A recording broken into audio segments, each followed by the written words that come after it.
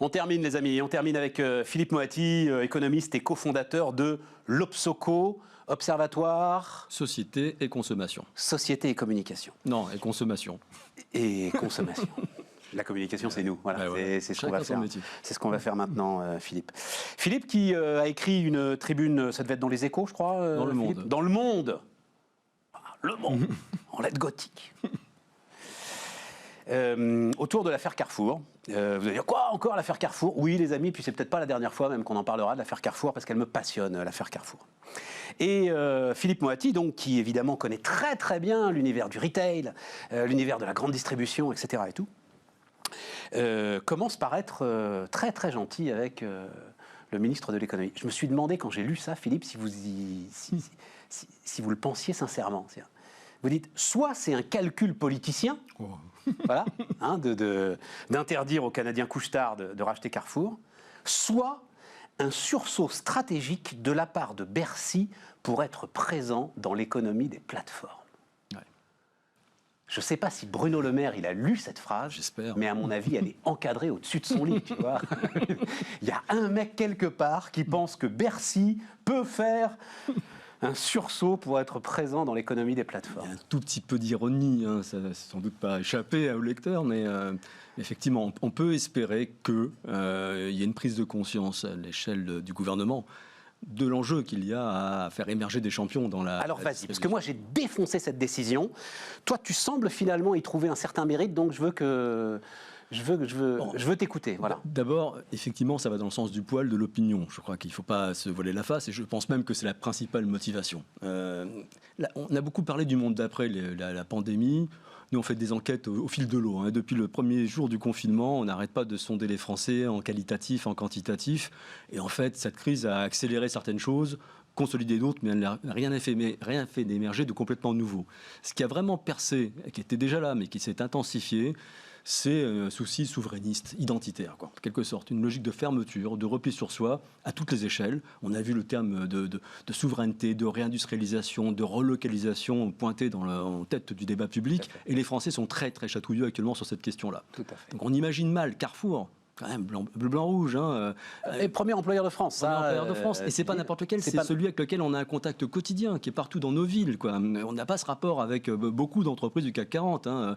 Et donc, les voir partir pris par un capital étranger, je peux comprendre que dans le contexte actuel, ça passait pas, quoi. Juste alors, pour aller sur ce chapitre-là, puis ensuite on ira sur celui des plateformes. Alors, tu cites un chiffre qui doit être d'ailleurs d'une des enquêtes de l'Obsoco. 72% des Français pensent que la France gagnerait à nationaliser. Et tu fais une parenthèse, c'est-à-dire que en faisant le sondage, vous expliquiez bien le sens du malentendu. Voilà. Donc nationaliser, rendre public une partie des entreprises dont la production est essentielle au bon fonctionnement du pays. 72%. Alors évidemment, Philippe, j'y crois. Je te le dis très franchement, je n'y crois pas à ce chiffre. Il faut situer ça dans le contexte. Un sondage, les gens n'ont pas une demi-heure pour réfléchir à la réponse, c'est un peu épidermique, mais quand même. Ah mais c'est énorme, c'est énorme. Mais quand même. Ouais. Donc quand on parle de souverainisme, il y a effectivement un terreau actuellement très puissant. Et je veux dire, sur ce 72%, tu as tous les tampons, tous les parchemins, c'est... 72%, c'est un vrai sondage, il est fait... Absolument. Mais de manière générale, le souci de repli géographique, en fait, il réunit des extrêmes. On va évidemment trouver des identitaires, assez à droite sur l'échiquier politique, hein, qui voient l'étranger comme une menace, hein, un péril dont il faut se protéger, que ce soit sur le plan économique ou culturel. Et de l'autre côté, vous avez les écolos, ceux qui sont très sensibles à la question de la crise écologique et qui voient dans les excès de la mondialisation et une activité productive qui est éclatée aux quatre bouts de la planète, là, l'une des racines du mal. Donc, en fait, ça vous donne un socle de population extrêmement large qui attend une forme de relocalisation de l'économie.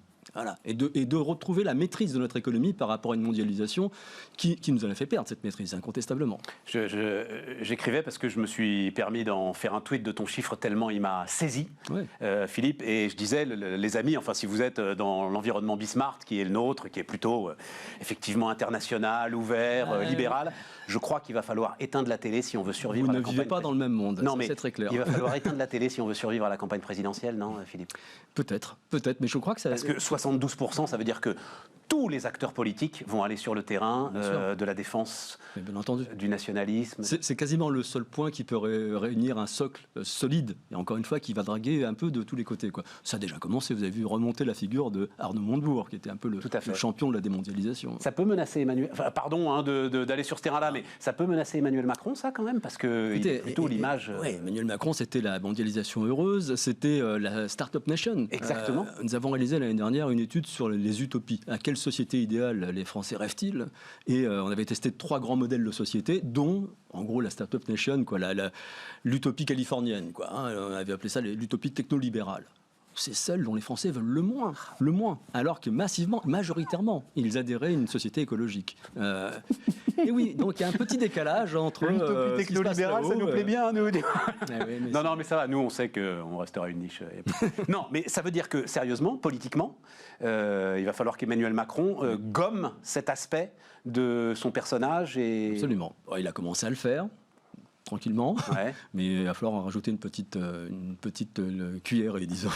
Bon, et l'autre point que tu mettais en avant, c'était le changement, et ça aussi ça m'intéresse beaucoup d'en discuter avec toi, le changement d'image des grandes surfaces dans l'opinion au regard de tout ce qu'on vient de traverser. Enfin, oui et non, en réalité. Alors vas-y là-dessus, ça m'intéresse. Ça fait des années que je sonde l'opinion sur l'image de la grande distribution, et on est confronté à une sorte de paradoxe. C'est-à-dire que quand on interroge les Français sur leur confiance dans la grande distribution, dans les enseignes de la grande distribution, en restant là, dans la formulation, c'est une défiance massive qui est exprimée. De même d'ailleurs que pour les industriels de l'agroalimentaire. Qu'est-ce qu'on met derrière le mot confiance ? Confiance en général, voilà. Oui, confiance, selon les sciences sociales, on considère que le terreau de la confiance, c'est la reconnaissance dans l'autre de la compétence, de l'intégrité et de la bienveillance. Voilà. Il m'est arrivé de faire une étude approfondie sur ces 3 points concernant la grande distribution. Compétence, oui, on leur fait crédit, ils sont compétents dans leur métier. Par contre, intégrité et bienveillance, non. Non, voilà. Donc ça, c'est chronique, ça fait très longtemps que ça dure, si vous voulez. Pendant la crise sanitaire, on l'a mesuré à plusieurs reprises, juste après le début du premier confinement, il y a eu une poussée de confiance, parce que c'était quasiment notre seul lien avec le monde réel, hein, et on a compris à quel point c'était important. Et ils ont assuré, incontestablement. Puis très vite, on est revenu à la normale, quoi. Et donc, on a, par rapport à la question de la confiance, un clivage, mais qui ramène à la discussion de tout à l'heure, hein, entre une défiance énorme entre tous les gros acteurs, ce qu'on pourrait appeler les élites, quoi. Et dans le monde de l'économie, c'est les grandes entreprises, c'est les géants du numérique, ce sont les banquiers, les assureurs, les enseignes de la grande distribution, les grandes marques de l'agroalimentaire, tout ça, c'est massivement de la défiance que ça suscite. Alors qu'en haut du palmarès, suscite de la confiance l'artisan, le petit commerçant, la petite entreprise, le paysan, etc. Et ça se renforce. Ça, c'est la sympathie pour les petits, la confiance dans les petits, c'est renforcé pendant la crise sanitaire. Et ça va avec le local. On retrouve cette logique de repli sur soi et de défiance à l'égard d'un système, en réalité. Ça exprime ça. On n'a plus confiance dans un système dont on a le sentiment qu'il ne roule pas pour le bien commun. Et même qui nous rend victimes de la marche du monde, quoi. Et donc, si on a de la sympathie pour le petit, c'est non seulement parce qu'il est incarné par de l'humain, alors que le grand, c'est une institution. Donc, on se reconnaît en lui, mais on reconnaît en lui une victime aussi du système. Et ça crée un lien d'empathie.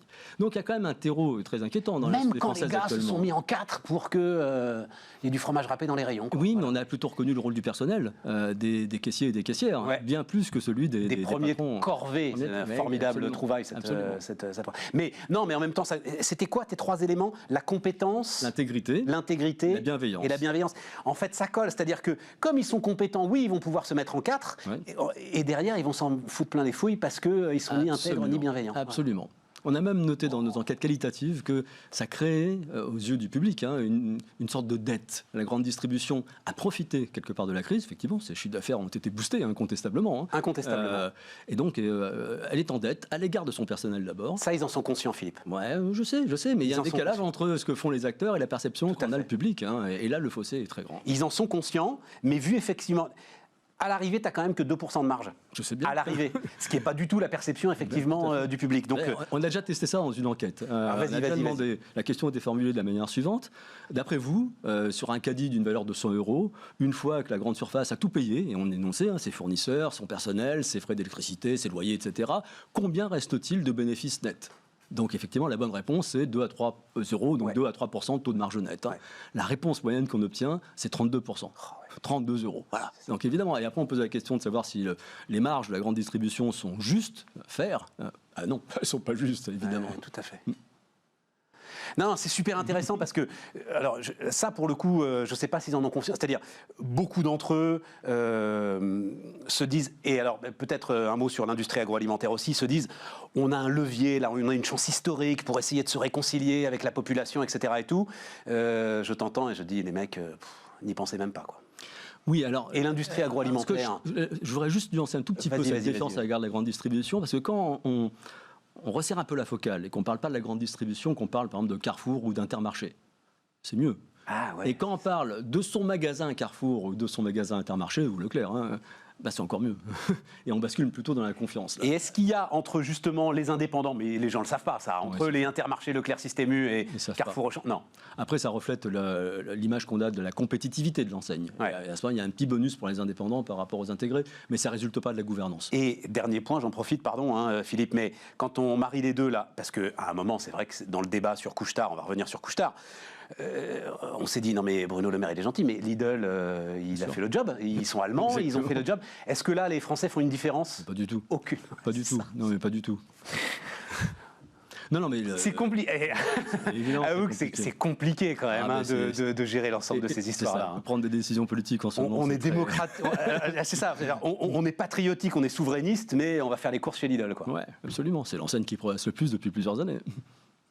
Bon alors, revenons derrière sur ce que tu appelles l'économie des plateformes. C'est-à-dire que l'essentiel de ton point de vue, c'est de dire la grande distribution, elle est à la rue. La grande distribution française, elle est encore aujourd'hui à la rue. Dis-moi pourquoi, Philippe. Parce qu'elle a raté en gros le virage du numérique. Alors la messe est dite hein, dans le non alimentaire, à part quelques marques très fortes, et d'ailleurs je mets dans le même bain les marques d'industriels et les enseignes de distribution, à part quelques-unes qui sont très très fortes et qui ont réussi à capter du public sur Internet en complément de ce qu'ils font en magasin, la plupart aujourd'hui n'occupent qu'une position tout à fait marginale. Internet est dominé par Amazon, voilà, alors, dans le non alimentaire. Dans le non alimentaire. Pour l'instant, dans le non alimentaire. L'alimentaire est resté en friche pendant des années. Il y a eu un petit emballement au moment de la nouvelle économie. Et puis très vite, moi qui connais bien ce milieu, on disait non, c'est bien pour les livres parce que ça rentre dans la boîte aux lettres et que c'est complètement formaté. C'est éventuellement bien pour tel type de produit, les produits techniques. Mais voyez, l'habillement, par exemple, non jamais parce qu'il faut essayer, etc. Puis alors, l'alimentaire, vous n'imaginez pas les problèmes logistiques que ça pose, le dernier kilomètre, le contrôle des températures. Donc ça ne marchera jamais. Ça sera trop cher. Ça sera réservé à une élite parisienne, etc. Et donc, ils ont tous ouvert leur site à ce moment-là parce qu'il fallait pour la bourse montrer qu'on était dans la nouvelle économie. Mais en fait, pendant 20 ans, il n'a quasiment rien fait. Je mets de côté le drive. Hein, le drive oui, moi j'allais venir sur le drive, oui. Philippe. Mais c'est un hybride. Culturellement, le drive, c'est facile pour eux. Il y a une dimension physique. Alors évidemment, il faut passer la commande en numérique, mais c'est physique. C'est souvent attaché à un magasin, etc. Bon, ça transforme pas le flux logistique, ça c'est sûr. Exactement. Ce qui est très, très, très important. Et ça ne va pas au bout de la logique, qui est une logique de service, de comprendre quelle est la mission qu'une enseigne de distribution doit avoir à l'égard de ses clients. La grande distribution française, elle est née dans le contexte des 30 Glorieuses, quoi. Donc elle a une logique industrielle. Elle va chercher les produits à la sortie des usines et elle les met dans les meilleures conditions possibles à disposition des consommateurs localement. Mais c'est une logique descendante, amont, aval. Le capitalisme contemporain, il fonctionne à l'envers. Il part des clients, il essaye de comprendre quels problèmes se posent les clients et on essaye de bâtir des solutions. Et moi, je vous demande, et je leur ai demandé à plusieurs reprises, pensez-vous que la manière dont vous organisez cette activité de retail est la meilleure solution possible au problème qui anime les clients quand ils viennent de vos magasins, qui est de ravitailler la maison? Bien non. Et on voit bien que le e-commerce avec livraison à domicile, c'est déjà une option qui est intéressante par rapport à ça. Et ça, ils l'ont pas développé. Jusqu'au moment où Amazon, aux États-Unis en particulier, commence à traiter le sujet et montre que c'est possible. Tout simplement. Amazon parce que Walmart.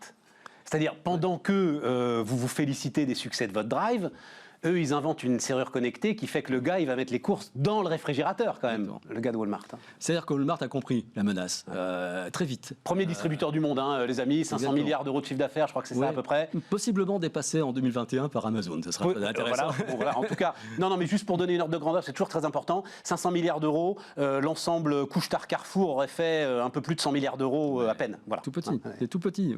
Oui, à l'échelle du monde, c'est tout petit. Donc Walmart a compris, alors aussi avec un retard à l'allumage, hein, mais sans doute parce que Amazon était plus proche géographiquement, a compris qu'il y avait une vraie menace là-dessus et a investi mais massivement pour essayer de ne pas se faire marginaliser. Mais il faut voir la disproportion entre les moyens engagés et les résultats. C'est très très modeste, hein, très très modeste. Et donc ça veut dire quoi? Ça veut dire que nos grands distributeurs, là, ils sont en train pour l'instant de vivre le chant du cygne? C'est-à-dire ils sont en train de vivre sur des acquis qui petit à petit vont se désagréger? Ils ont laissé une pieuvre se développer. Alors qui est donc déjà la mainmise sur le e-commerce non alimentaire et qui continue de progresser. On vient d'avoir les chiffres d'Amazon. Hein. Malgré la dimension actuelle d'Amazon, son chiffre d'affaires a encore progressé 35%.